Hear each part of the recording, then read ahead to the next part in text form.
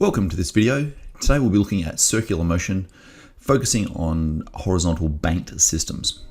Now before we make a start on this video, I would recommend you have a look at my circular motion conical pendulum video.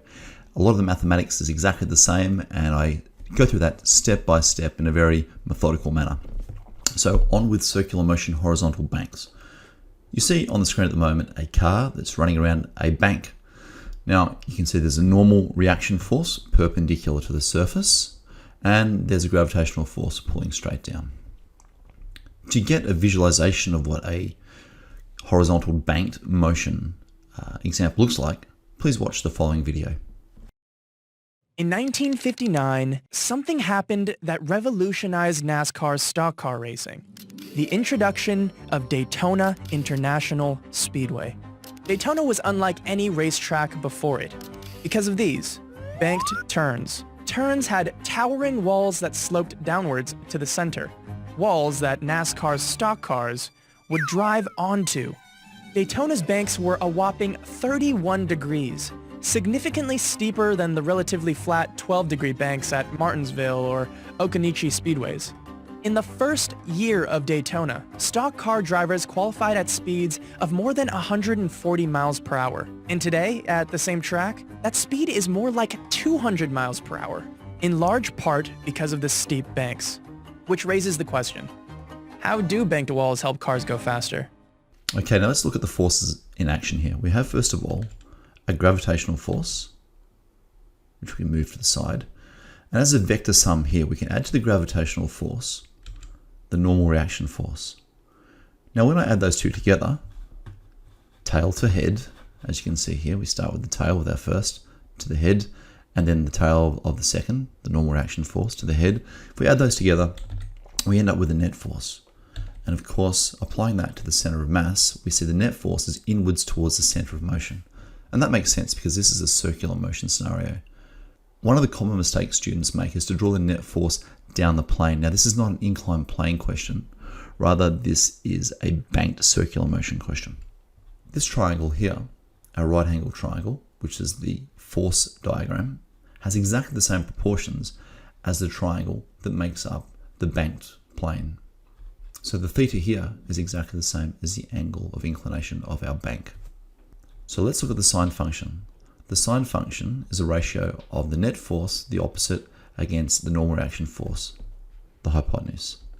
So we sub those values in, and we end up with the statement net force equals normal reaction force times the sine of theta.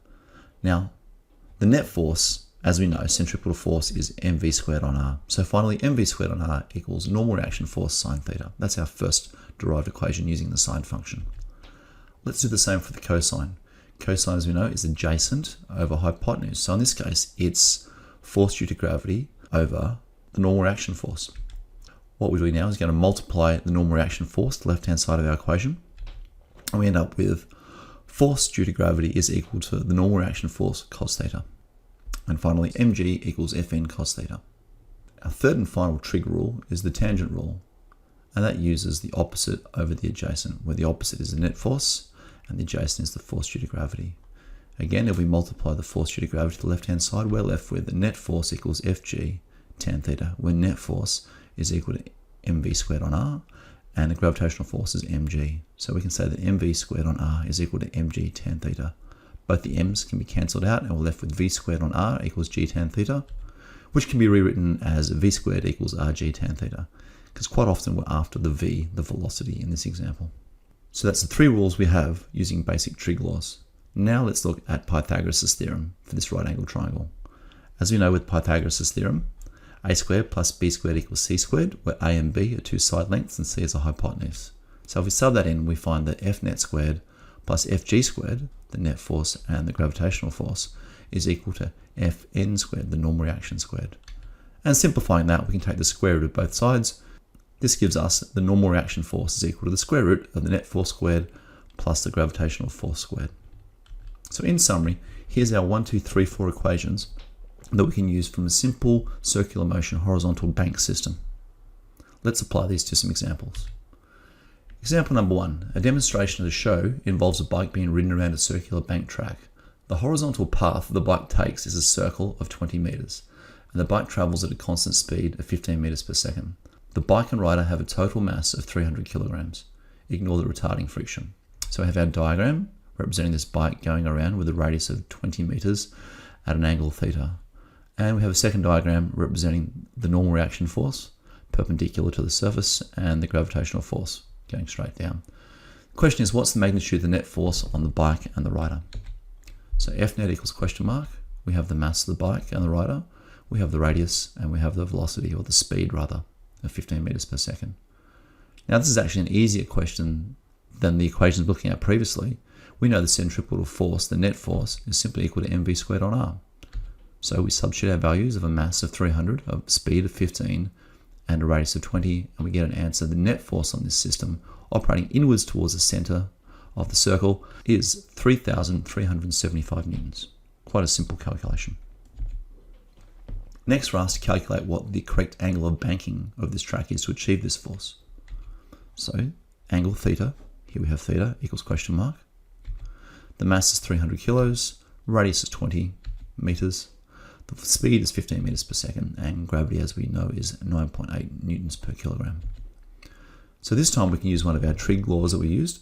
V squared equals Rg tan theta. This is derived from the tan expression. Tan looking at the opposite and the adjacent. So let's sub in our values. Well, first of all, we can rearrange it. Say that tan theta will be V squared divided by Rg. We divide this R and G from the right hand side of the equation to the left. Then of course we can take the inverse tan to work out the angle. So we've got our equation. Theta is equal to inverse tan of V squared on Rg. Let's sub in our values. V was 15, R was 20, and G, of course, is 9.8. That gives us an inclination angle here of 48.9 degrees. Our second example, this one comes from the 2017 VCAR exam. A bicycle and its rider have a total mass of 100 kilograms and travel around a circular bank track at a radius of 20 meters and at a constant speed of 10 meters per second, as shown in figure 2a below. The track is banked, so there is no sideways friction force applied by the track on the wheels. So our question here is, on figure 2b, draw all the forces on the rider and the bicycle. Consider as a single object, as arrows. Draw the net resultant force as a dash arrow, labelled F net. So, from this system of the bike and the rider, we have a gravitational force moving down from the centre of the object. We have a normal reaction force pushing up, perpendicular to the surface. And when we add that tail to head, we end up with a net force operating towards the centre. Finally, we want to calculate the correct angle of bank for there to be no sideways friction force applied by the track on the wheels. And we need to show our workings out. So we want to work out what the angle theta is. Theta is shown here in our diagram. We know the mass of 100 kilograms. We have a radius of 20 meters, a speed of 10 meters per second, and gravity of 9.8 newtons per kilogram. Our equation again, it's easiest to use the tan function because we have all these variables of velocity, radius, and gravity, and we want to find out theta. So again, tan of theta equals V squared on Rg. So theta will be the inverse tan of V squared on Rg. It's very common to be asked to find the angle of the banking. So let's sub our values in. V was 10, we square that, radius was 20, and gravity is 9.8, and we're finding the inverse tan of that fraction. That gives us an angle of 27 degrees. I hope this video with circular motion involving banking has been useful and helped explain some of the physics behind it. Of course, if you like this, please like, share, and comment. And it'd be great if you could subscribe. As always, thanks for watching.